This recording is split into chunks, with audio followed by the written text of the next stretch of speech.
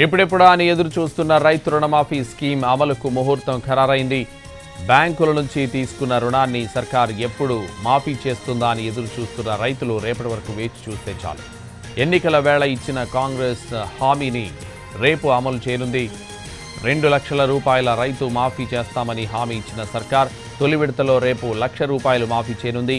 రైతుల అకౌంట్లలో తొలి విడతగా ₹1,00,000 జమ చేయనుంది.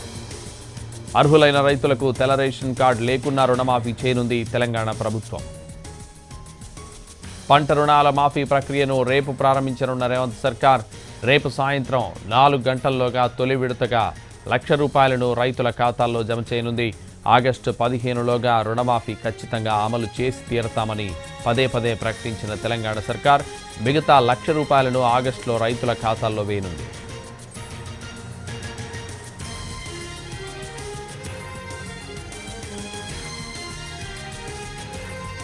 రైతు రుణమాఫీకి తెల్ల రేషన్ కార్డు ప్రామాణికమని మార్గదర్శకాల్లో ఉండడంతో ఏర్పడిన గందరగోళానికి తెలంగాణ ప్రభుత్వం తెరదించింది. అర్హులైన రైతులకు రేషన్ కార్డు లేకపోయినా రుణమాఫీ చేయనున్నట్లు స్పష్టం చేసింది. భూమి పట్టాదారు పాస్బుక్ ఆధారంగానే రుణమాఫీ చేస్తామని క్లారిటీ ఇచ్చింది. రేషన్ కార్డు కేవలం రైతు కుటుంబానికి గుర్తించేందుకేనని స్పష్టం చేసింది ప్రభుత్వం. తెలంగాణలో 90 లక్షల రేషన్ కార్డులుండగా పంట రుణాలు తీసుకున్న రైతు ఖాతాలు 70 లక్షలున్నాయి.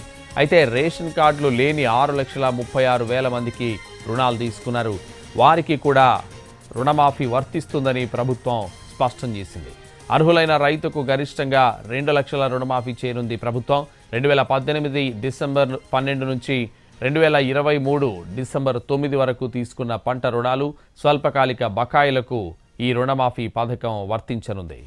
పాత డేటా ప్రకారమే రుణమాఫీ చేయబోతోంది. అంతేకాదు రైతుల పాత బకాయిలు ఏవైనా ఉంటే వాటిని రుణమాఫీ నిధుల నుంచి తీసుకోవద్దని బ్యాంకర్లకు స్పష్టమైన ఆదేశాలు జారీ చేసింది. అలా చేస్తే కఠిన చర్యలు తీసుకుంటామని బ్యాంకర్లను హెచ్చరించింది.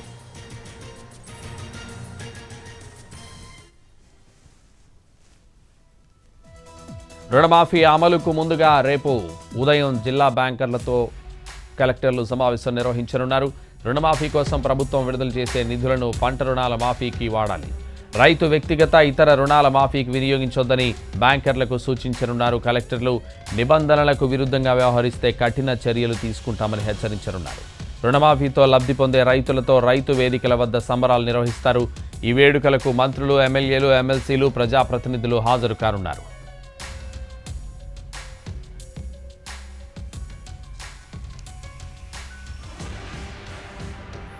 మరోవైపు రుణమాఫీ అమలుపై సమీక్షించేందుకు ఇవాళ మధ్యాహ్నం సమావేశం కానున్నారు CM Revanth Reddy, deputy CM Bhatti Vikramarka. ఈ సమావేశంలో మంత్రులు, ఉన్నతాధికారులు పాల్గొంటారు.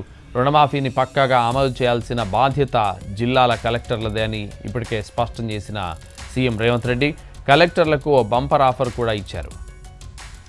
రుణమాఫీ బాగా అమలు చేసిన 3 కలెక్టర్లకు డిప్యూటీ సీఎం భట్టి విక్రమార్కతో లంచ్ మీటింగ్ ఉంటుందని ఆఫర్ ఇచ్చారు.